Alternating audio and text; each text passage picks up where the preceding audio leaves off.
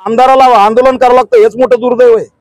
आणि आमदारावर अन्याय झालाय म्हणून मला पॅन्थर म्हणून यावं लागतंय, ही एक अत्याचाराची नवी नोंद करावं लागेल। आमदाराला जर न्याय मिळत नसेल तर या पदाचा उपयोग काय?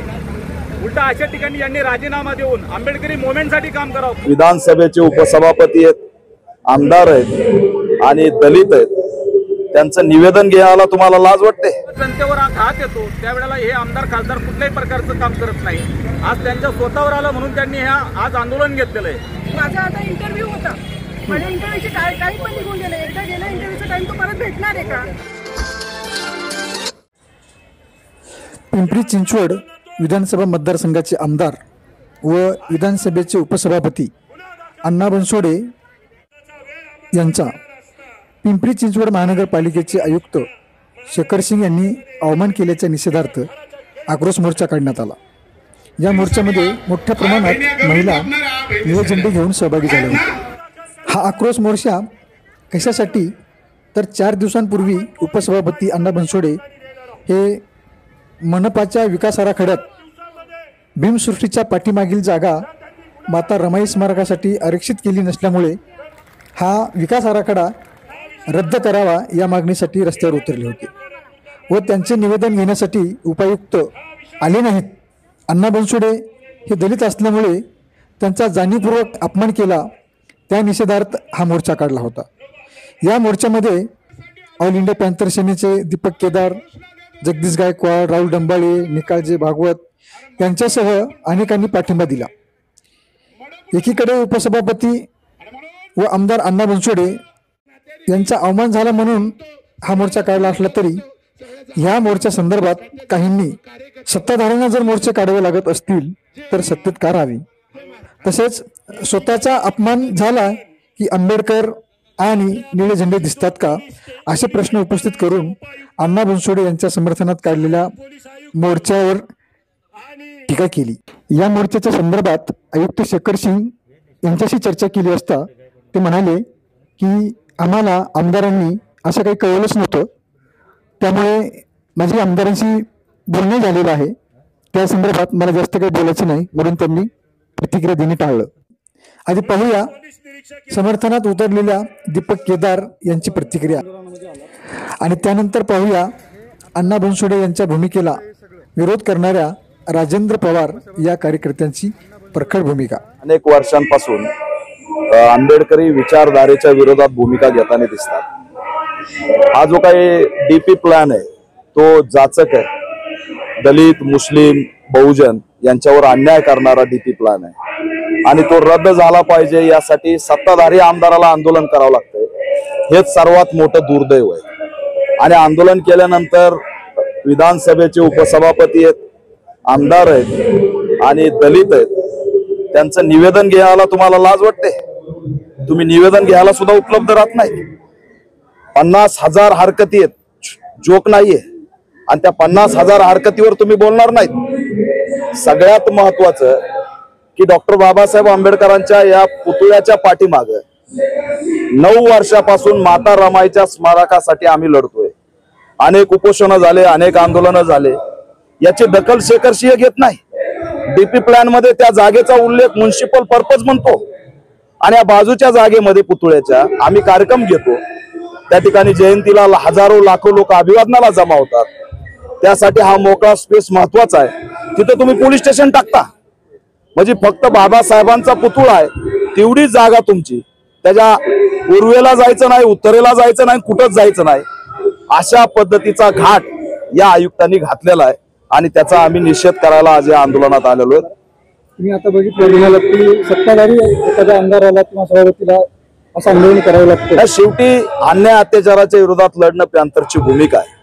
अन्याय गावात पण होतोय आणि अन्याय सत्तेतल्या लोकप्रतिनिधीवर होतोय, हे पहिलं उदाहरण आहे। म्हणजे तुम्ही ट्रिपल इंजिन सरकार चालवताय पण पहिल्या इंजिनचा डबा आहे का शेखर सिंह? म्हणजे तुमच्या ट्रिपल इंजिन मध्येच तुम्ही दंगली भडकवणाऱ्या भूमिका घेताय, रमाईचं स्मारक नाकारताय, काळेवाडी, रहाटणी, त्यानंतर तुमचं थेरगाव या ठिकाणी 5,000 घरं या डीपी प्लॅन मध्ये उद्ध्वस्त होणार आहेत आणि मोशीच्या शेल्टर हाऊसवर मुख्यमंत्री तात्काळ बोलतात आणि रमाईच्या स्मारकावरती बोलत नाहीत। ही तुम्ही महेश लांडगेला त्या ठिकाणी स्थान देता, कारण तो बीजेपीचा आहे.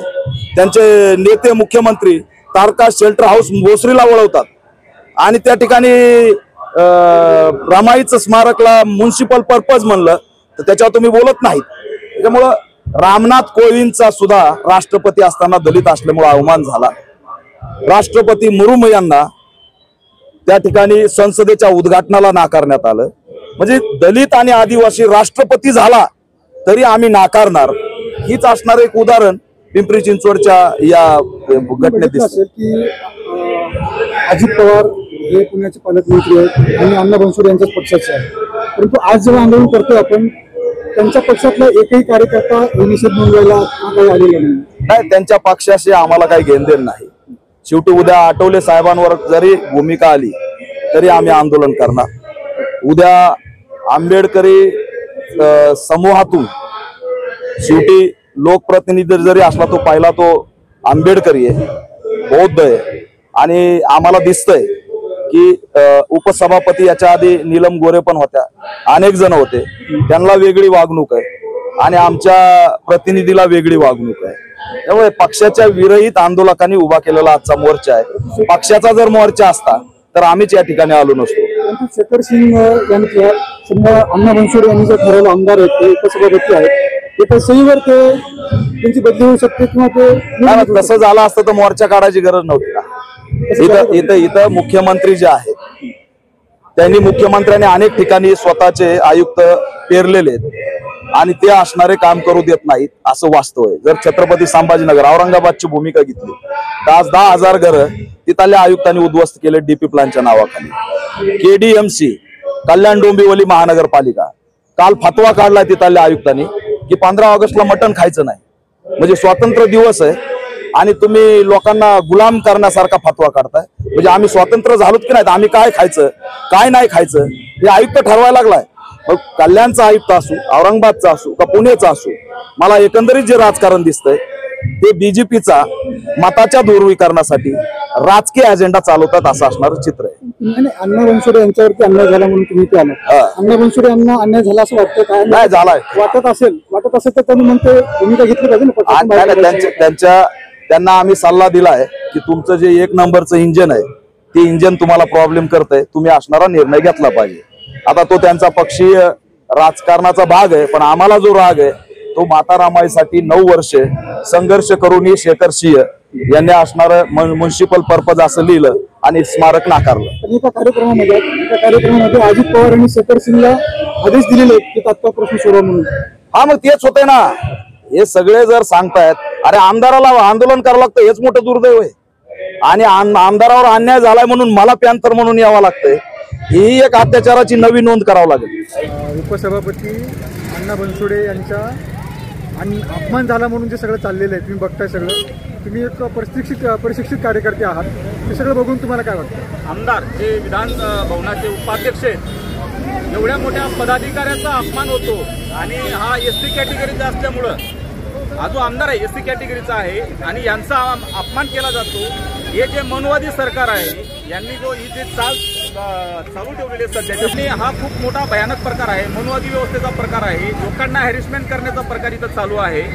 जो काही मोर्चा करायचा होता या आमदारांनी किंवा अजून कोणी तो आमदारांनी जो मोर्चा त्या कुठल्याही नागरिकाला त्रास न होता, कुठल्याही अडचणी न येता या ठिकाणी त्यांनी जे आंदोलन करायला हवं होतं, त्यांचा स्वतःचा वैयक्तिक हा प्रॉब्लेम आहे. त्या ठिकाणी त्यांनी कशा पद्धतीने पुढे ते हाताळलं पाहिजे होतं. जेव्हा जनतेवर घात येतो त्यावेळेला हे आमदार खासदार कुठल्याही प्रकारचं काम करत नाही. आज त्यांच्या स्वतःवर आलं म्हणून त्यांनी आज आंदोलन घेतलेलं आहे. मला सांगायचं या पिंपरी चिंचवड शहरामध्ये केवढा मोठा लोकांचा प्रमाणात मोठ्या अडचणी आहेत. त्या ठिकाणी हे अडचण भागवत नाही, त्यांचे अडचणी दूर करत नाही. आज पुण्यामध्ये SC महिलेवर जो अन्याय झाला त्याच्यावर जे अॅट्रॉसिटीचा गुन्हा दाखल करण्यासाठी तिथं कोण आमदार खासदार जात नाही. आज त्यांच्यावर अन्याय झाला तर ते लोक आज आमदार रस्त्यावर उतरायला लागले. मग या संविधानाचा वापर या ठिकाणी होतोय का? 75 वर्षाच्या कालखंडामध्ये जेवढे आमदार झाले ते SC STचे 1932चा जो करार झाला त्याच्यानंतर हे सर्व दलाल निर्माण झालेले आहेत. समाजासाठी किंवा जनतेसाठी लढणारा हा कुठल्याही प्रकारचा आमदार असेल किंवा पदाधिकारी असेल तो नाहीये. म्हणून या घटना अशा घडत असतात. पण सध्या काळात मला सांगायचं आहे की जनतेने सावरावं आणि अशा दलालांपासून लांब राहावं. आणि आपल्यासाठी अधिकाराने लढणारा जो आमदार आहे, जो खासदार आहे, त्याच्यासाठी सहकार्य करावं, त्याला मदत करावं. सर्वसाधारण माणसाला निवडून द्या, परंतु या लोकांना निवडून आल्यानंतर तुम्हाला इथून पुढचे हाल असेच भोगावे लागतील.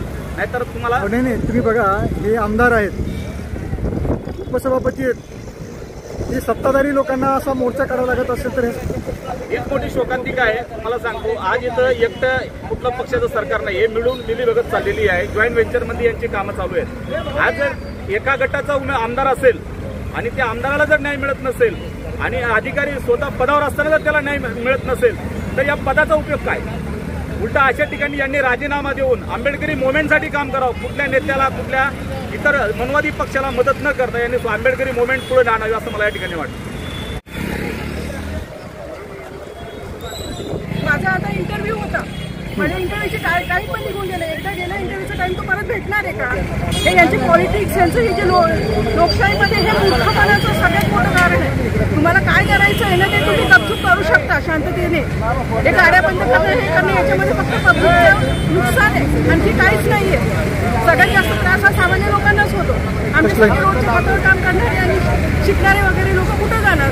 आपला चहा सांची चहा. संपर्क 9130061066 9923191916.